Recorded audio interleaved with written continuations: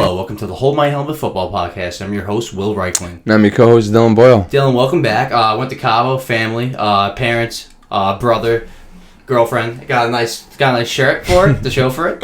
Yeah, I was super jealous, man. Most importantly, Dylan, DeAndre Hopkins is signed with the Tennessee Titans. $26 million over the next 2 years. He can net an additional $6 million based on incentives, bringing it up to 32. Yeah, man. So what I say, like, somebody was going to pay him, you know. I didn't know it was going to be the Tennessee Titans, but I was kind of shocked by that. But when you have a top 10 receiver like that, it's kind of crazy how people are saying that he's not even going to get 10 mil, and that's on the lower end for a receiver, you know. And the receiver's position is a lot different than the running back position in the matter of if you have a good receiver, they're going to get picked up pretty quickly in the free agency.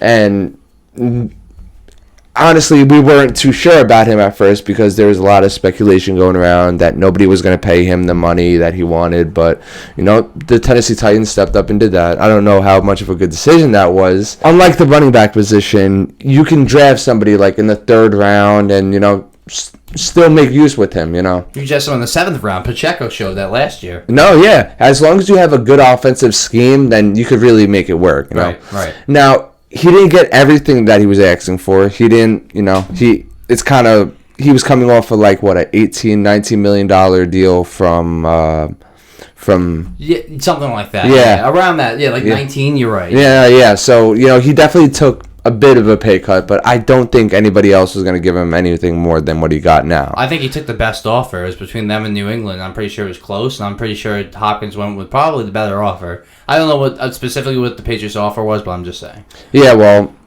you know, he is 31 years old now, so you kind of have to expect it. You know, he probably has like 3 to 4 good years left, and you know, teams are really taking a gamble when they're paying top dollar for an older receiver because especially they're gonna be declining at some point. You know, they got to worry about injuries and all that, and you know, they were really taking a risk at that point. But you know, the Titans did that, so I was pretty shocked by that. Yeah, and you know. So was I. We were both wrong about this, you know. We both, you know, thought Chiefs, Bills. You had Ravens and Lions. I had Browns as a sleeper. And it was none of that. It was the Tennessee Titans. It was down to the Patriots and the Titans. He chose the Titans. Now, why did that happen? It's because the Chiefs, the Bills, etc., did not want to pay DeAndre Hopkins $13 million a year. Would they have given them 7, 8, and the rest of the incentives? Sure.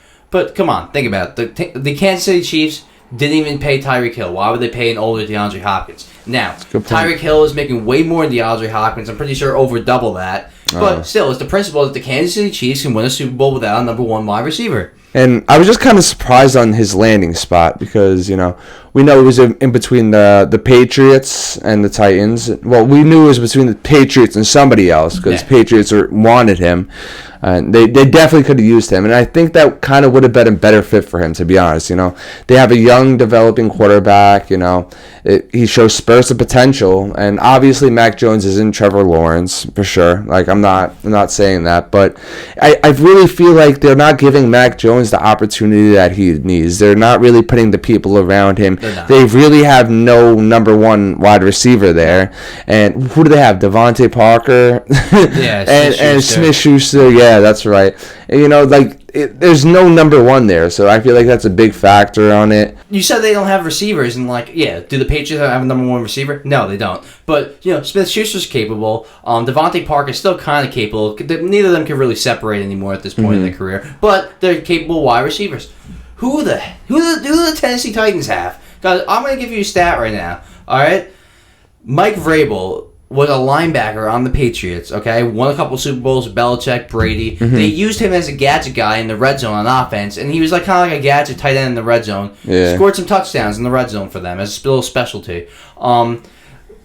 Coaches, players, whatever, on the Titans currently right now, for their career receiving touchdowns in their career. Number 1, DeAndre Hopkins with 72.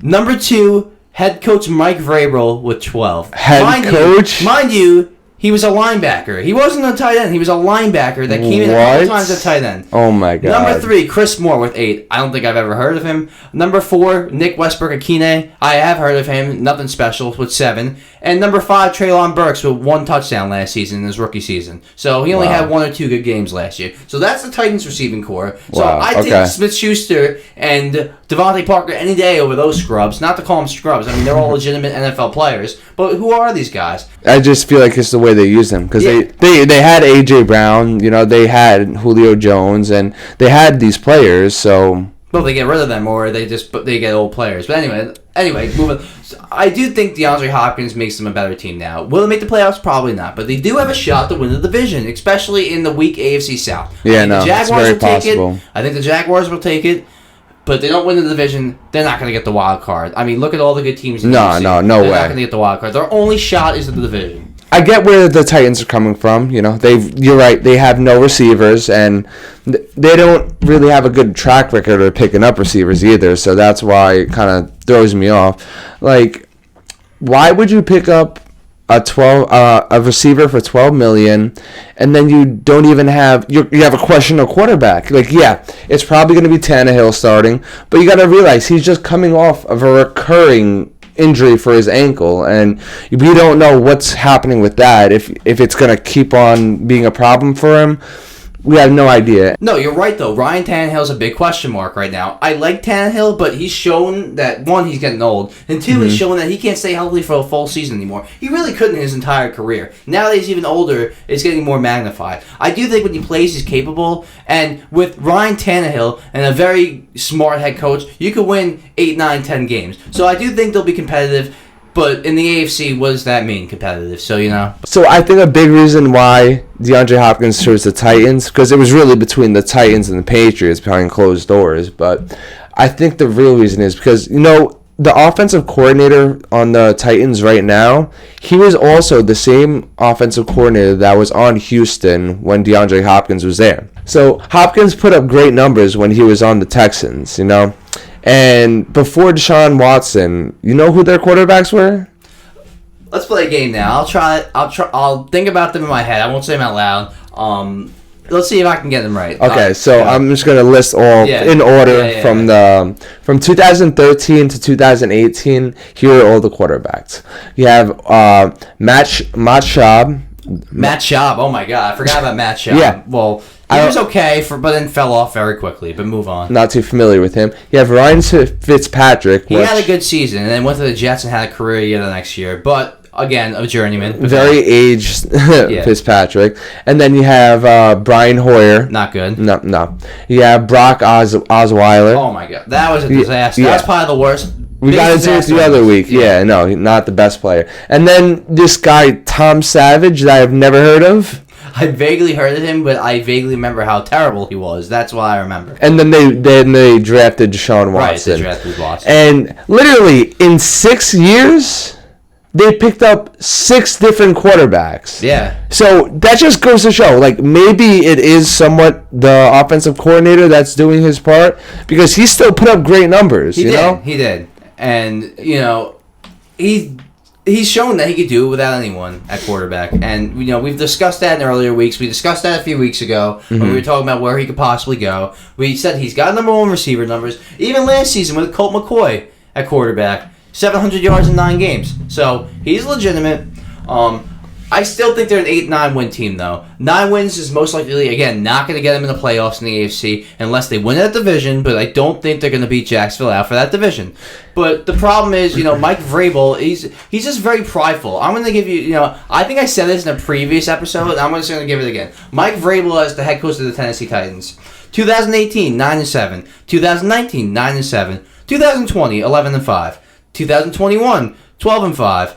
2022, 7-10 with Malik Willis and Josh Dobbs for half the season. And Josh Dobbs was signed just off the street. I remember that clearly. So it just goes to show that he could really make it work with anybody. Yeah, Mike Vrabel's a great head coach. But in his head, Mike Vrabel definitely thinks the Titans are going to make the playoffs again this year. That's just what he's thinking in his head, just from his track record. I mean, it's really a competition between them and the Jacksonville Jaguars. It can go either way if they really step it up. I do think the Jaguars are better, but they'll give them a good fight. No, that's what I'm saying. And I'm pretty sure in 2021, Derrick Henry was out half the season. They got the 1 seed and went 11-5. This is how good of a head coach Mike Vrabel is. Wow. Okay? So Vrabel proved that he could do it right, like you said, without anyone, and that he's a great head coach. He's proven that. I mean, he's other than last season when he didn't have a quarterback, he's had winning seasons every season of his head coaching career. Yeah. Now, the problem is they have a terrible O-line. They did draft Peter Skoronski in the first round, but they're still ranked towards the bottom of the league heading into the season, if not the worst line in the league. They have an excellent run defense, though, probably the best run defense in the league, but they lack in their secondary and their passing defense. Now, Mike Vrabel's a very smart defensive head coach, so he will have that secondary overperforming because he's a great, smart defensive head coach. Yeah, but it just blows my mind. You have all these pieces that you still need to fill. You have the offensive line that obviously still need work, so you need the secondary, like you said, and you're worried about picking up a top receiver. You're picking up an older receiver, saying, okay, in this 2 or 3 years, we're looking to take a big step forward. Well, that's the problem with Mike Vrabel right now, and I don't mean to say there's any problem with Mike Vrabel because he's a great head coach and he thinks he can make the playoffs and win this division, which I understand completely. The problem is, I think right now he's a little bit stubborn because he refuses to take 1 step back this year to take 2 steps forward next year. Get a high draft pick maybe. I mean, they might think they have the quarterback in the future in Will Levis, but who knows? Well, maybe they end up with the number 1 pick next year, and then how can you not take Caleb Williams? So, but they got too much talent to end up with the number 1 pick regardless of their quarterback and their coaching. But it just shows that he's stubborn. He doesn't want to take.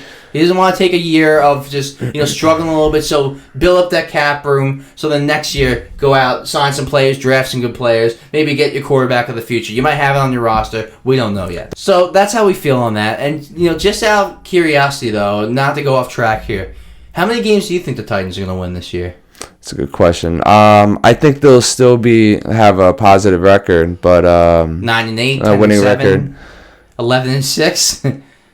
11-6. That might be a little. I think I had them going 9-8. Yeah, no, that sounds fair. 9-8, yeah. And at worst 8-9. I don't think they're gonna win 10 games though. I mean, in the tough AFC, if they do, God bless them. I don't think they will. I definitely think one of them are going to take a step up, either the Jaguars or the Titans. I think they're both very interesting teams to watch out for. Right. I will say. I think it's the Jaguars' time though. No, yeah, for sure. Older with Derrick Henry. They had a crazy game against the Chargers.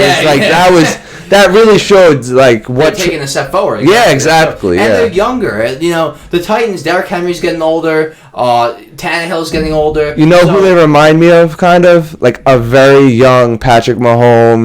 Chiefs.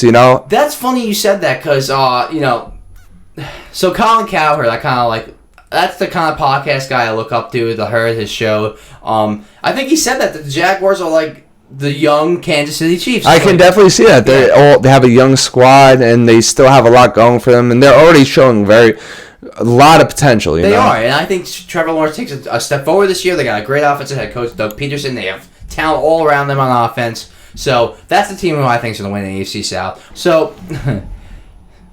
Are we gonna let Russ cook this year? Or what? But yeah, no, it's kind of crazy, bro.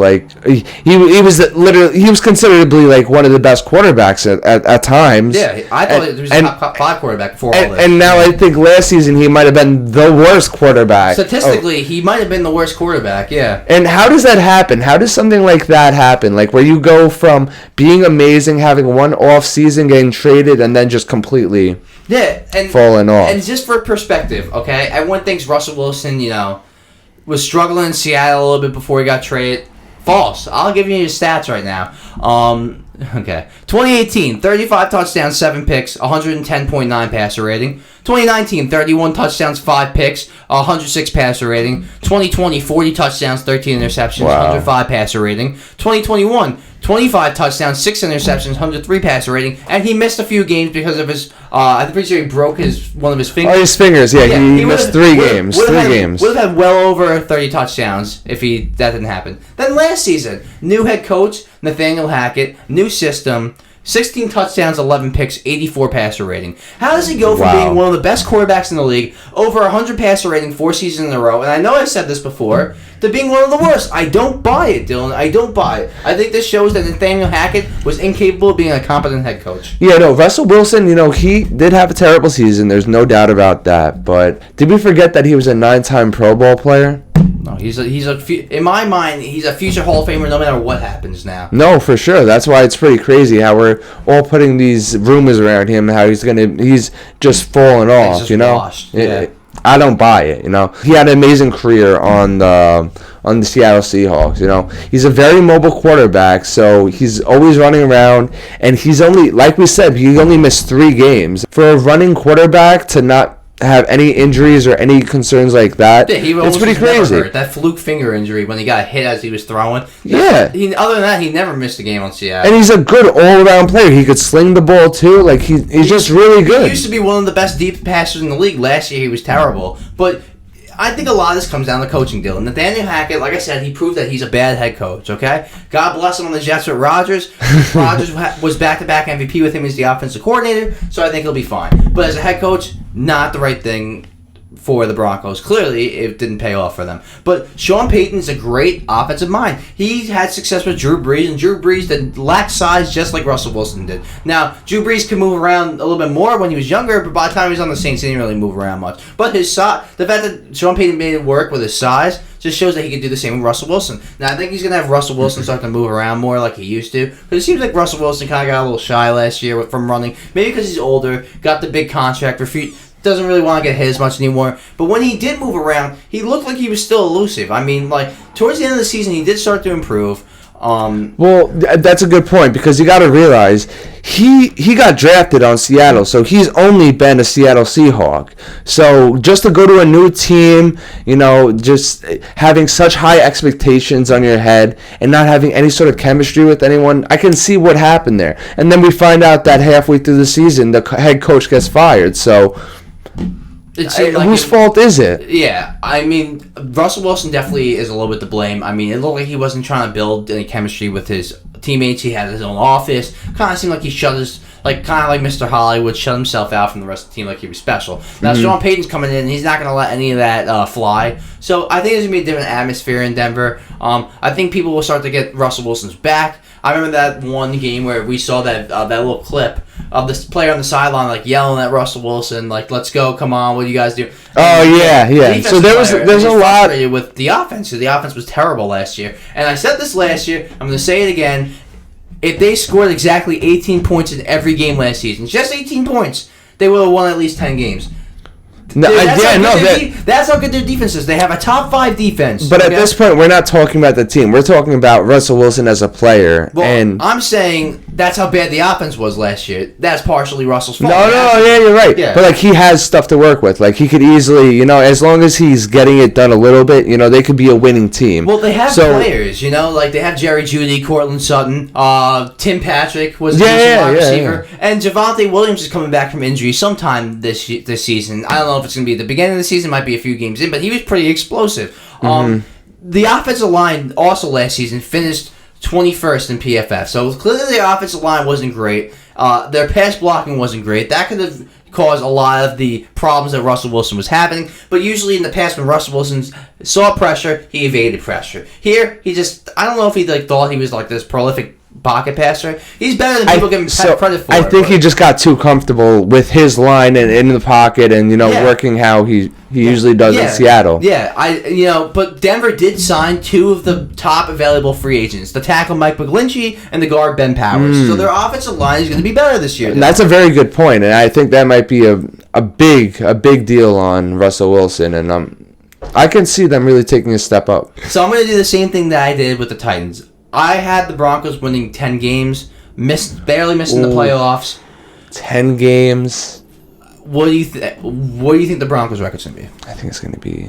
I don't think they win more than 8 games. 8 and 9. 8 and 9.